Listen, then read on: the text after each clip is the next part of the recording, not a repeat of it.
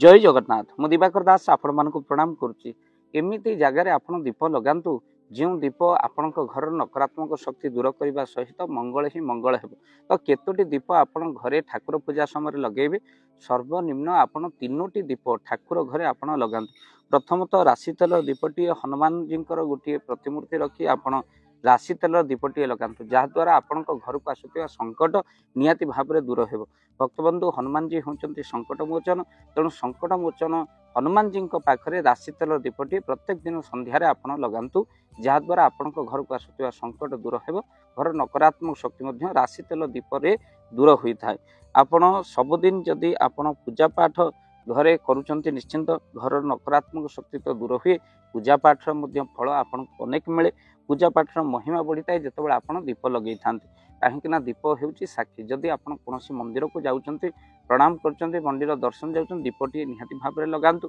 आ दीपटी original घीरे होता फल निश्चिंत भाव में एवं जो पोड़ा मोबिल दीप आसूँ जार फल शून तेणु से आपण कर्पूर दीपटे घर आप प्रस्तुत कर जाइए जहाद्वारा लगेले आपको अनेक पुण्यफल मिलता है।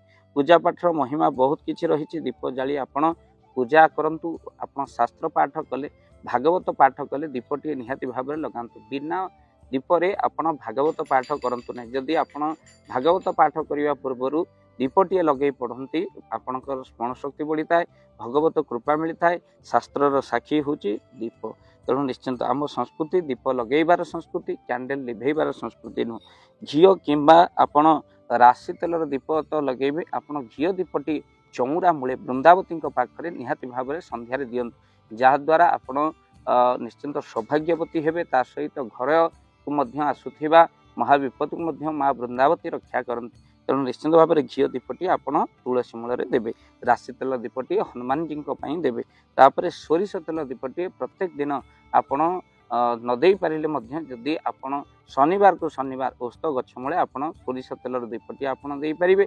नहेले आपण मन रखि थांतु आपण जड़ा तेलर दीप तुलसी वृक्ष मूले दे पारे। आ ठाकुर घरे आपण घीओ दीपटी राशि तेल दीपटी आपण निहाती भाव 3टी दीप 2टी घीओ दीप हो कि 2टा आपणकर गोटे जड़ा तेल दीप गोटे राशि तेल दीप आ गोटे घीओ दीप 3टी दीप जो मैंने ठाकुर घरे दियंती से माने निश्चिंत भाव में तांकर समस्त मनोकामना पूर्ण होता है। तेणु 3टी दीप ठाकुर घरे आपन दियंतु गोटे जड़ा तेल दीप गोटे राशि तेल दीप गोटे घीओ दीप आ गोटे घीओ दीप आप निश्चिंत भाव में चौरा मूले दियंतु। जब 3टी दीप आप ठाकुर घरे न दे पारुछंती गोटे घीओ दीप दियंतु नहेले हनुमान जी को रखी राशि तेल दीप दियंतु नहेले जड़ा तेल दीप मध्य आपण दे पारिबे।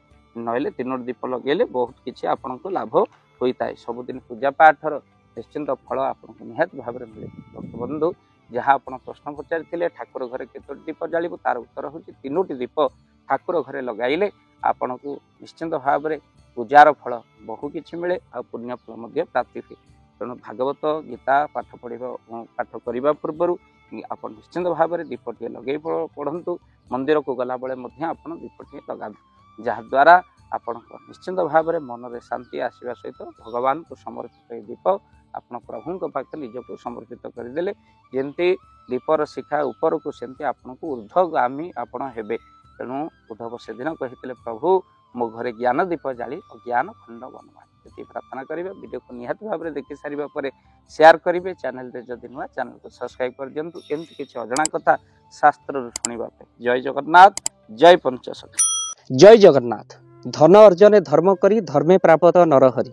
आपण उपार्जित धन को जदि धर्म कार्य लगेगा चाहूँगी किसी असहाय असुस्थ व्यक्ति पाखे आम प्रतिदिन पहुँचू आ किसी सहयोग करूँ। जदि आपणकर से गुंडुची मूषा भली दान से कार्य लगे चाहूँगी स्क्रीन रे चली ए नंबर रे एबे कॉल करंतु आमे दबु आपन को फोन पे नंबर आपनकर जेतिकी समर्थ रहिछि बा सामर्थ्य अनुसार आपण प्रदान करिवे आपनकर अर्थ राशि। एबे आपण जानि के आनंदित हेबे।